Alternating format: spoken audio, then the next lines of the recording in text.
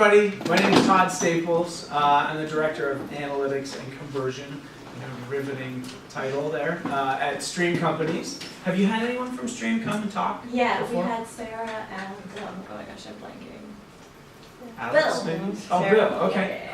great. So I'm actually, it's kind of an interesting position because I was brought in at the beginning of this year to build out a new department. Stream has been around a long time, but they haven't had a department specifically in conversion optimization. So I'm going to walk you through what I do. I want this to be really engaging. It's on the surface, it's kind of a geeky, technical subject, but it's really powerful because basically what I do is I figure out why people are not buying, make some changes, and fix that problem so people buy more. So I'm going to just jump right in. Here's what we'll cover today. What is conversion rate and how do we measure it? Why, this is a presentation that was actually initially created for internal purposes, so you're actually going to learn why clients should invest time and money into it, which is really important to know if you're going to be selling services in the future. How we do it, and then examples of actual split tests. So first, real quick, my background. It's actually funny, I went to school for engineering, then I switched to film. I was in Los Angeles doing visual effects and animation for a while, and I invented a light bulb for a BMW. Literally, a light bulb went off in my head. And I invented this little product, started an e-commerce business, and that's where I really, got my chops in marketing. I really knew nothing about marketing until I started that company. And after I started it, I started a meetup group where I would actually pick a marketing topic and I would teach. So I would facilitate, so I would pick a topic, maybe copywriting, or social media, or lead generation. And I would just dive into that topic, and once a month I would have a meeting and I would have some forced accountability because I had to learn really quickly because I was supposed to be not an expert, but at least a facilitator teaching something. So anyways, I grew that business into a 7-figure business. I sold it a few years ago. Then I did individual consulting. I then moved on to work for this company, Conversion Rate Experts, which is probably the #1 conversion optimization company in the world. They're phenomenal. Run by some really sharp marketers and a PhD rocket scientist. So it's a really interesting mixture of science and marketing and technology, and that's what led me to here. And I met with the guys at Stream when I moved here about a year ago and came in to build this department. So do you know what conversion rate is? Like, is that term familiar? No. Yeah. Okay. So in real simple terms, the total number of visitors to your site divided by your total number of conversions is your conversion rate. So with an e-commerce store, your conversion rate could be, it could be as low as like 0.5%, 3%. If 3% of the people coming to your website are actually buying, it's actually pretty decent. So when I come in, my job is to look at everything that's going on and get that 3% higher. And I kind of condensed this to one slide, but why bother? So when you're selling a service, it's really important to understand the why, right? So the reason behind conversion optimization for companies is you get more leads and sales with the same advertising budget. Where I sort of differentiate myself from a lot of the other services is that typically clients are pitched on, you need to do more social media advertising, you need to do more Google pay-per-click, you need to do print, you need to do radio, you need to do TV. I don't do any of that. I say I'm going to make more of that existing budget. So if they're already spending $1,000, $10,000, $10 million, whatever it is, you can imagine if you can get that 3% conversion rate up to 6, right? It's actually not moving the needle very far, but you just doubled their business. So it's pretty amazing. So the cost of improving conversions are temporary because you're making changes to their website, but that creates a long-term impact on their business. Optimization, because of the way it's done, you get the right type of customers, not just more of them, but you end up speaking their language and really appealing to people in a way that's helpful and brings in the right type of customers, people that will spend more money and would be customers for longer. Fixed expense I'll show on the next slide. The most efficient site really wins. Like, when you do a Google search, whoever shows up on the top gets exponentially more clicks than number 2. That's in the paid column as well, the side, the right-hand bar. So if your site converts better than any of your competitors, you can pay for that top spot. You can pay for the top 2 spots if you want to do 2 different ads, right? So when you win by just a nose, the financial gain is exponentially higher. And shown here, this is just a chart. So this would be like companies operating at a 2% conversion rate. Let's say your total sales are $200,000. Your profit is $40,000. These are kind of made up numbers, but just to prove this point. By doubling your conversion rate, you have a couple other things that account for your total spend for the month, right? So you can see $100,000 a month is your cost of sales. So that's the cost of your product and a couple other fixed expenses, right? Actually, fixed expense I have broken out too. So you have fixed expenses, cost of sales, which generally don't change at all, or they change very slightly. However, when you increase the conversion rate from 2 to 4, you would think I'm going to double my profitability. It's not true, because your profit is exponentially higher with a slight bump in conversion. So even just going from 2% to 3%, you just tripled the profitability of the company. So if you really bring that into tangible terms, let's say you had a brick and mortar store and 100 people came to your store. This is saying 2 people bought, 2 out of 100. All you have to do is get 1 more person to buy, and you just triple the profitability of your company. So the value in conversion optimization, the reason I love it, it's not so much a dollar per hour type of activity. Just to put it in perspective, conversion rate experts, which I was at before, and I'm building a lot of stuff at Stream, and we're kind of developing this, but at CRA, our minimum monthly engagement was $21,000 a month, right? And it doesn't have to do with how many hours you're putting in, it has to do with the value you're bringing to the company. So I love that, because literally I had clients I would work on for maybe 3 hours a week, and it was $21,000 a month they were getting billed. It's pretty awesome. Now, when most people hear of conversion optimization, they talk about split testing. Have you talked about split testing at all? We have that in this class in the previous social media class, but I don't know if I remember it. Okay. So split testing is basically where you make 2 versions of the same web page, and they're different. Right. And I think I have. Yeah, I do have some examples further down. And you just install a script on your website, so when visitors come to your website, half of them see version A and half will see version B. And at the end of the time period, whether that's a day, a week, a month, a quarter, you measure which page has gotten more leads or more sales or whatever that page is intended to do. You measure it, and then that gives you a result. Now that's just one part of the process. Here's all 7. I don't really have time to go into them in detail, but what I will talk about is the philosophy behind it, is building your insight library. So this will help in anything you're doing, not just conversion optimization. Forget that word, it's confusing, some people don't understand it, it confuses them. What you're trying to do is get to know your customers, get to know your market, and get to know the business that you're working on, so you can appeal more to what people want. If going out in the workforce, if you can develop one skill, I would say figure out how to find someone's problem and find a solution to that problem. And that's all you're doing with effective advertising, with effective marketing campaigns, with effective products, is you're drilling down and figuring out a problem a customer has, and then you're offering a way for them to fix that problem. So in conversion optimization, in order to do that, you've got to answer these questions, and you've got to build that library based on actual feedback as opposed to guesses. And that's what separates a really good optimization specialist from someone who's just, designing a new web page because I think it looks better. It's not about looking better, it's about actually addressing problems and countering objections and removing objectionable content that might cause friction in the sales cycle. So how do we build an insight library? There's four ways I'm going to go over here. 2 are quantitative, which means it's just data and numbers. And 2 are qualitative, which means it's actual open-ended feedback from those people in their own words. Right? One is sort of, data-driven. The other one is a little more emotional.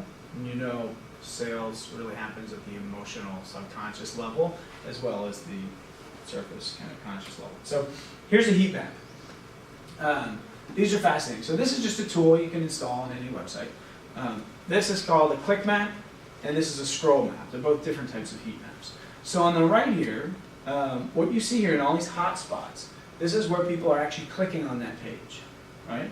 So I'll run this tool. I think this was maybe running for 2 weeks, and you can vaguely see in the background, this is an automotive dealer, a client of ours. And one of the things that jumped out at me here was you look at the toolbar up here, and you figure your toolbar is going to be one of the most popular places on the page. However, you notice here, nothing is happening here. It's getting no attention. So it's really just a waste of space. Like that's not very effective. However, look at these things down here, way down the page. These are getting tons of attention.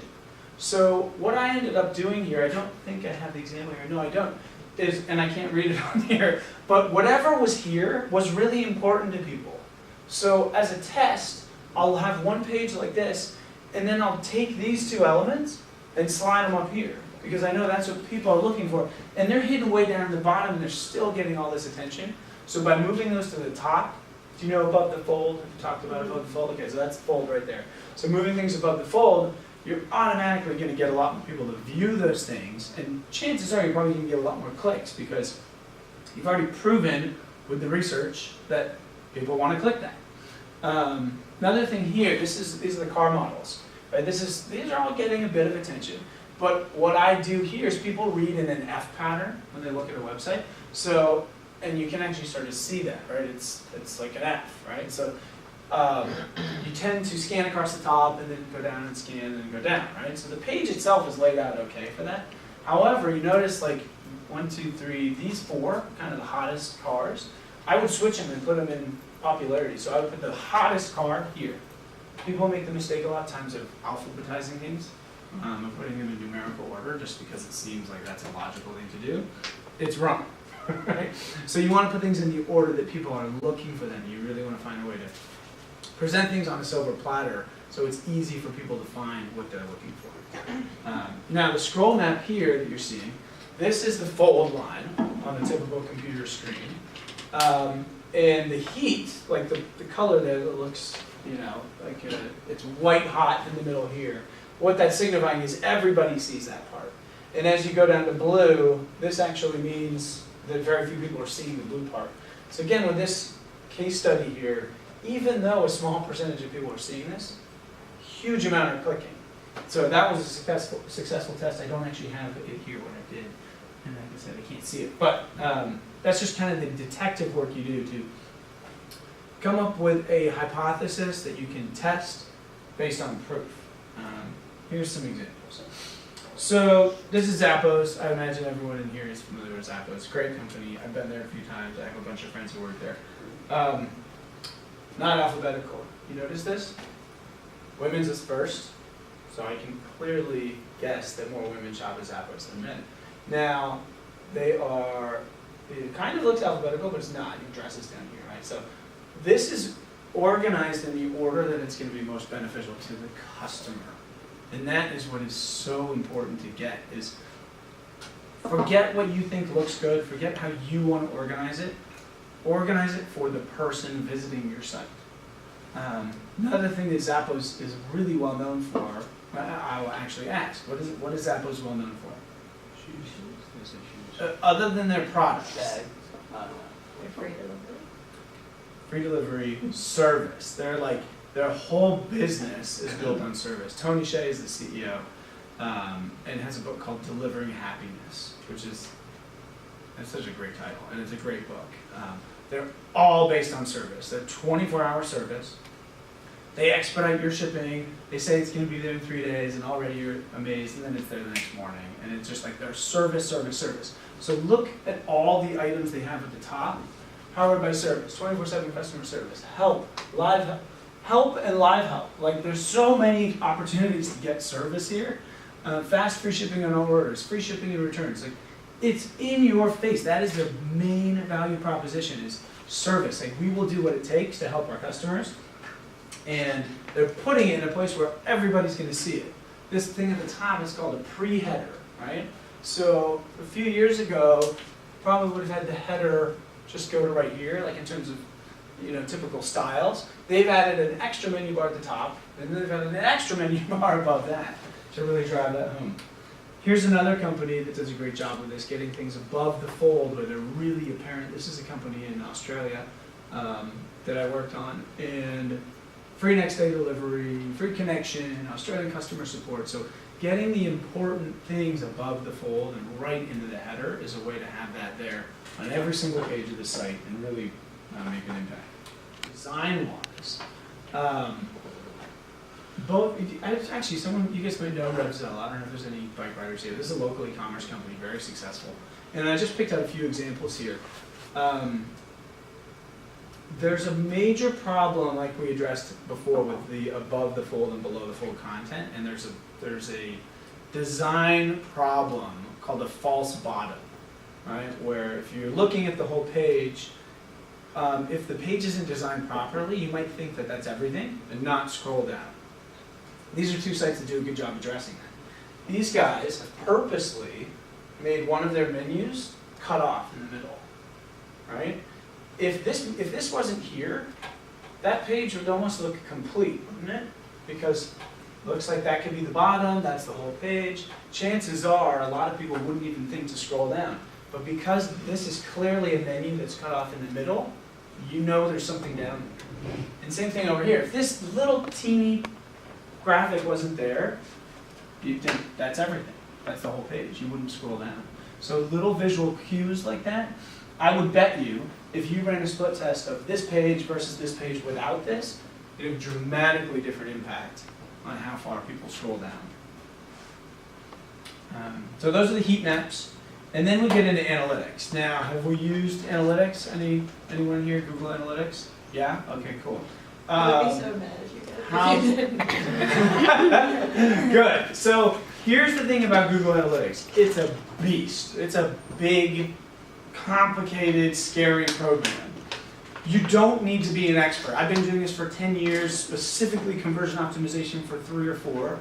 And even when I meet with clients, I have some clients that know way more about specific areas of analytics. You don't need to know everything. Here's like the dirty secret. All you need to do is be good at finding outliers, okay? So this is an e-commerce client I worked with. And this is basically different, these are different sources that were coming in. So these can be different ads or advertising mediums, right? So I don't need to know everything on this page. I just need to look at the conversion rate, because this is a conversion project for an e-commerce company, and I'm looking for anomalies. Look at those two, 6.74% and 10.61 conversion rate versus the average 1.12. Okay? So this source of traffic is converting 10 times the average. All you need to do is figure out who those people are and get more of them. Or if this traffic might be, maybe they have a custom message when they come to the page, depends on how sophisticated the site is, if there's some customization and personalization. But whatever is happening to those two groups of people, also look at this, look at the bounce rate. Do you know what bounce rate is? Bounce rate is when you come to a website, the percentage of people that come to one page and then leave. That's called a bounce, right? If they go to at least one more page, they're not considered a bounce. Look at the average bounce rate, 47%. 15 for this. So half the people that come to this site leave after one page. Here, in that source of traffic, only 15% do. So that's what you're looking for. You don't need to understand everything. You just need to find these outliers. So here's another one. Desktop, mobile, tablet. This is not uncommon at all. Desktop is converting at almost 2%. This company clearly needs to work on their mobile device design. It's awful. So if you looked at, like, let's say you could get the conversion rate of those two devices, it's probably not going to equal desktop, but let's say you could get it even halfway there. That would be quadrupling, almost, the conversion there. So quadrupling conversion would quadruple sales. So you could literally go into a company, look at their analytics profile, point this out and say, I know how to make you an extra $300,000 a month. You think that's valuable information for them? You see why you don't have to trade dollars for hours always? Those insights for a company that's doing $500,000 a month, like they'll pay you for that. So that's the seed I want to plant today. It's like this is a neat territory to learn about. Here's one last one about analytics. So this is exit. Okay, so this is an exit page report. So 45% of the people leave the site when they see this page. Something's wrong with it, right? It's 2,200 visitors. I don't know, 5,000 visits a month. And when people see this page, they're like, this company sucks, I'm out of here.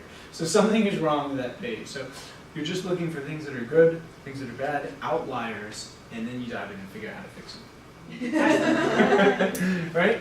It's funny when people think of, I have either a brick and mortar store where I have real humans coming into my store and talking, or I have a website where I can never talk to anyone and it's just a digital experience. Like, you have to figure out a way to bring what you would do in the real world to your website. So if you opened a store and you had 100 people come in and they all left, and your life and your family depended on that store selling things, you would probably start to ask people questions. Why are you leaving without making a purchase?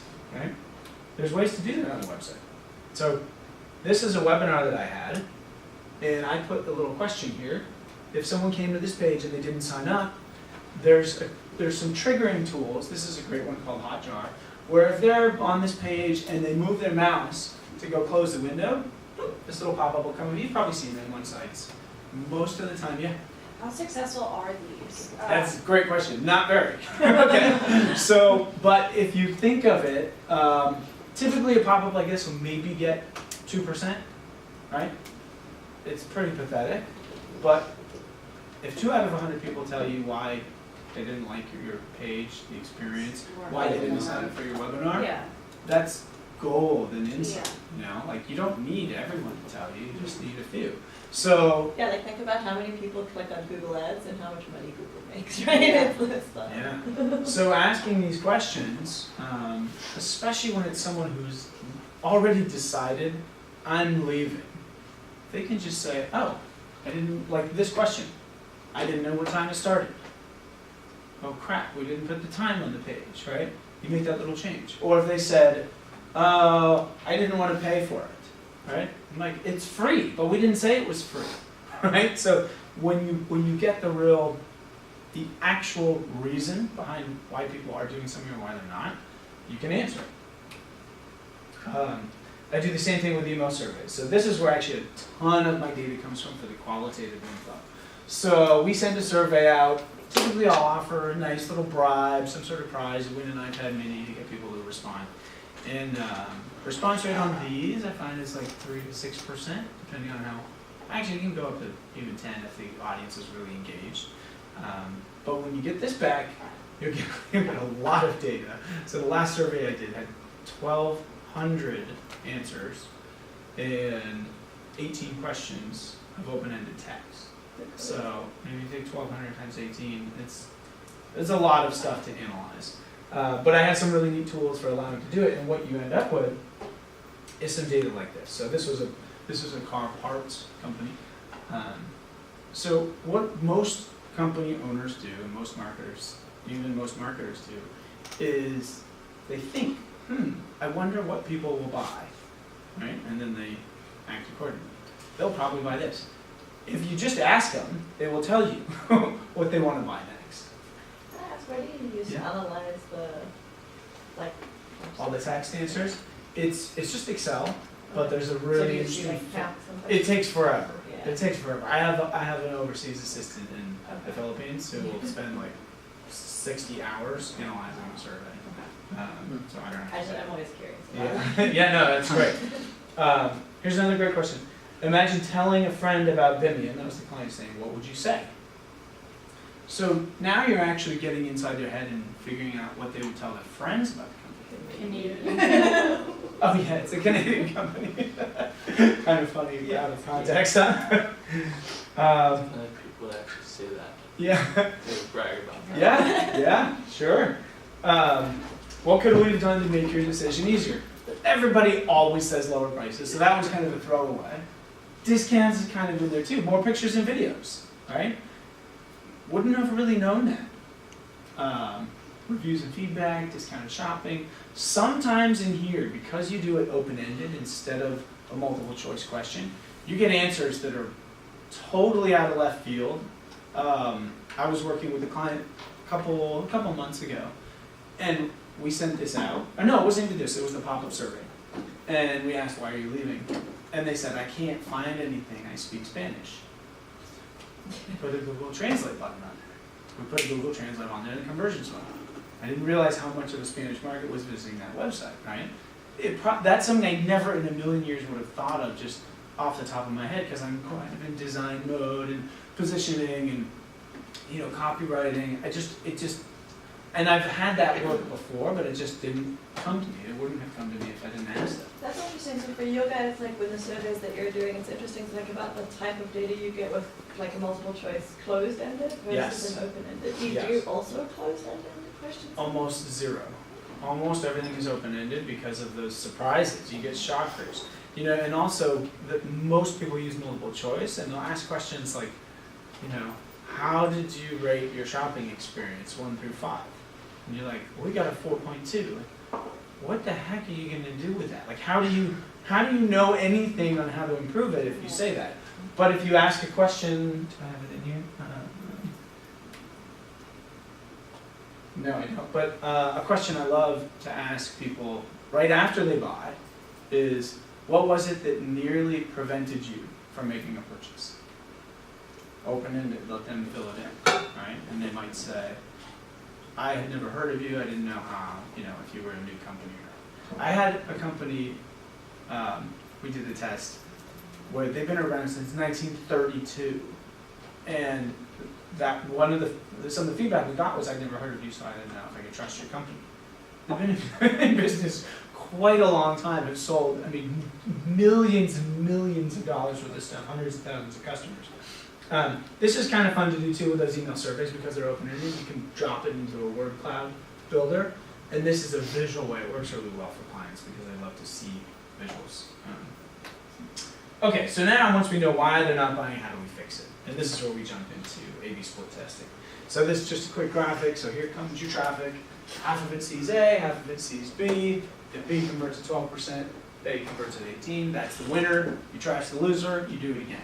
So doing this is an iterative approach. Like you make one test, you keep the winner, make another, you keep the winner, another, you keep the winner. You can really only grow the company. Like if you launch something and it's a loss, it's a short-term loss, and that's how it's, to position it to clients. This is just a short-term test to figure out how we are actually going to grow the company, because we've already proven it's going to grow the company. Here's a real quick example. This is an example of decluttering a page, right? So here's the original. Look at how many things you have to click on here. You can click the banner, you can click this, you can click this, you can click this, you can click this, you can click this, right? I removed everything except for one button, and conversions went way up on this page, right? People have, and I added an ebook there too, 7 Reasons to Buy a New Car. People have a really tough time when there's too many options. There's a great psychological principle called the paradox of choice, which means when you give people too many choices, a lot of times they will choose none. So eliminating choices is a great way to test that out.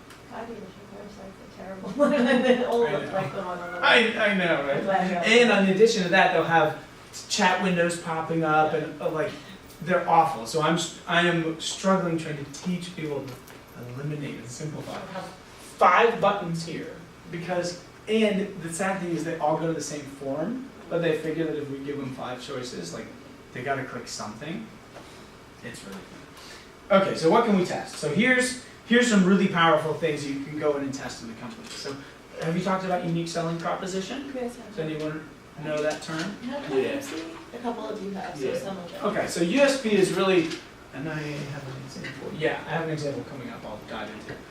Using better language in your offers, that's really copywriting and headlines are really powerful. Reducing clutter, which we just talked about. Effectively using social proof and credibility. How many customers do you have? What are your testimonials? What are your ratings? You can see really good, well-designed sites have a very clear access to customer reviews, maybe a Better Business Bureau rating, how long they've been in business, things like that really matter. Urgency and scarcity, these are kind of age-old marketing principles that people tend to buy when things are scarce. Proper placement, that's something you can test really easily, just shifting stuff left to right, up to down, above the fold, below the fold, presentation of specials and incentives, and then other unique ideas that come out of the research. So here's unique selling proposition. I just have a few fun examples here. So this is really what makes your company special. And it's got to be succinct and powerful and clear. So the question you're trying to answer with that is, why would you buy from this company instead of the competition or instead of not buying at all? So here is an example. This is an old example, but this revolutionized. This is what made FedEx, right? So before FedEx, there were companies that had next day delivery, right? When FedEx came out with that USP, it stuck. Like if you are an executive or someone who needs something to get somewhere, who are you going to ship with? There's no question, right? It's just, and the reason that works so well is that's what people say in their own head. That's like kind of self-talk, the little voice that this absolutely positively has to get there overnight. Like that is what you would say to yourself, and they just nailed it. I love it. Better language, clarity. There's a saying in conversion. I don't know if it's originated in conversion. It's just in marketing in general, called clarity trumps persuasion. All right. On websites, on product design packages, there's billions of dollars lost by people trying to be fancy and have stuff that's, buzzword and totally unintelligible and just like impossible to understand. So here's an example. Does anyone know what this company does? Like really, would you bet your life on the fact that you know what supercharge your website means? Is that design? They make it faster? What the hell did they do? Right? So this is just, I just found this and it's just such a good example. So this is what I would test if this was my client. Clarity, right? That's actually what they do if you dive deeper.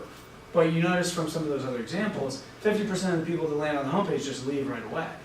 So if I don't know what supercharge your website means, do I have to watch a video? Do I have time to watch a video? Do I want to go to these pages? My boss just told me I want to make our website faster. So that resonates with me. Clutter and distraction, we talked about, we went through that. Social proof and credibility. Social proof is huge. This is something that the big companies do so well, and you probably have seen this. If that doesn't show that they know how to make a burger that people will eat, maybe not the best burger on the planet, but they know how to make food that billions and billions of people have eaten. Like, you're not going to second guess that you can go in there and get some food quickly that other people like. Right? This is another really powerful statement. Number one volume Honda dealer in the USA. It's pretty clear that if I go there, I'm probably going to get taken care of, because if they weren't the number one volume dealer, or if they weren't good, it wouldn't be the number one volume dealer. Do you use other kinds of social proof, reputation systems, Yeah, reputation systems are great. So where you get people commenting or reviews. Also, another one that's really important, I don't have in here, is authority figures. So those could be celebrities, could be a doctor, could be someone in the industry that's known that their opinion would be respected. We already have tons of amazing reviews, and where the reviews are, you go to About Us, and then you go down to a menu, and then you go to testimonials, and they're buried. So most of the time, well, I guess it depends on the client. For most sophisticated clients, I would say, I don't know, just the revenue numbers, maybe $20 million a year and up. They've already worked out a lot of these things. They probably have reviews, but they're buried. They're not in the right place. So just repositioning things and taking things from a deep page way at the bottom, plastering it right on top of the menu, right?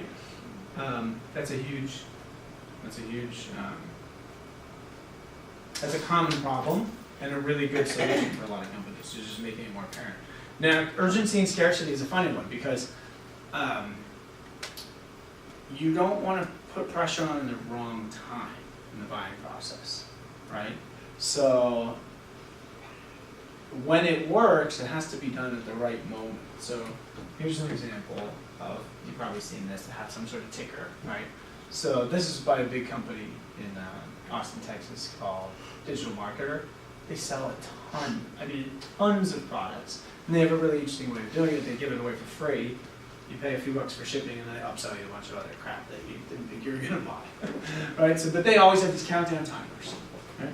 Now, here's Living Social. This is the homepage. This is from a while back, but that's the homepage. This is the product page. And you notice in the green, they highlight the 12 hours, but they don't do it right when you get to their page. They want to give you a little warm, fuzzy feeling first, let you look around. They're not saying 12 hours to go, 9 hours to go, 8 hours to go. It would kind of feel like one of those penny auction sites. So they're not putting the pressure on prematurely before you're actually saying, wow, that looks like a neat thing. And then when you get there, you're like, oh no, only 12 hours, I gotta figure out, am I gonna do it, am I not? So you have to put it on the right place, or the right time in the process. Proper placement of images and videos, this is exactly what it sounds like. Here's just a random example of a test. They just changed the image at the top, that's it. Dude playing drums and a guitar, or picture of him smiling. Right? 42% increase. It's amazing what subtle changes make a difference. Now this one specifically, there's a kind of a hidden benefit here. You're really attracted to human faces, especially eyes.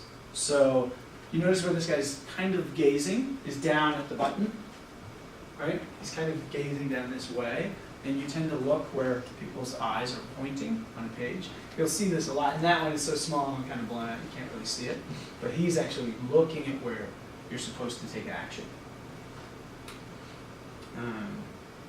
Now, in testing, I typically recommend to clients, let's go big, right? Because if you go really big and bold, chances are you're going to have a big win. So this is one of the wins that we got, $1 million increase in business at Conversion Rate Experts. So that was their original page, and that was what we redesigned. You obviously can't see it very well, but you can see it was a dramatic change.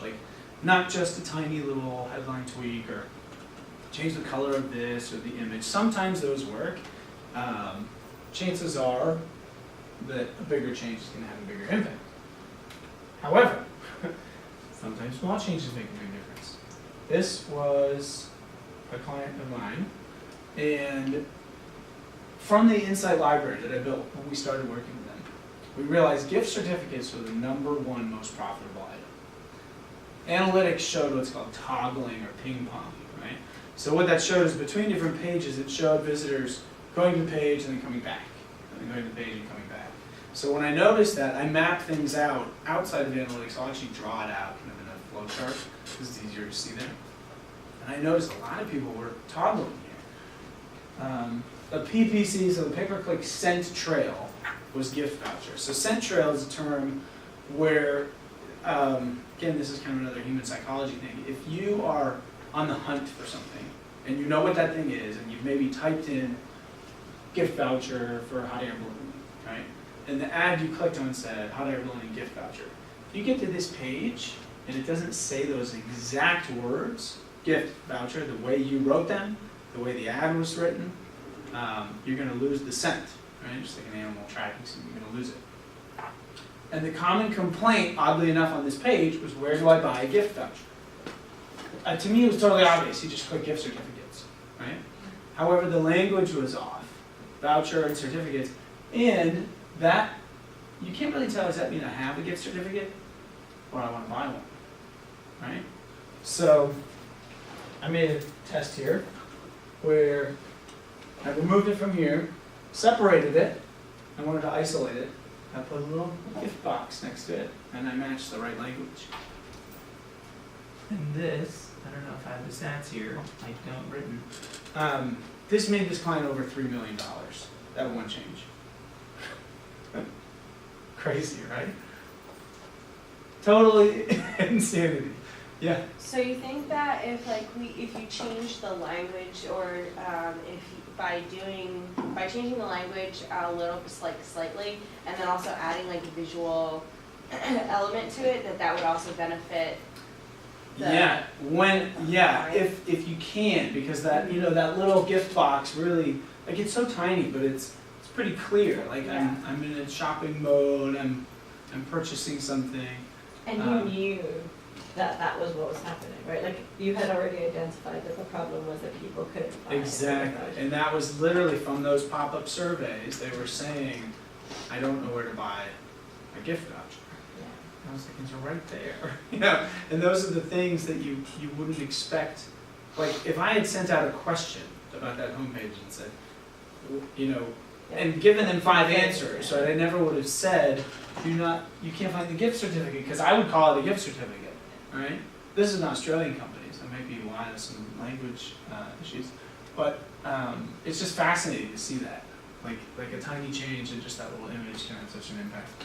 This is what I do with the client. So defining a roadmap. So what is success to the client?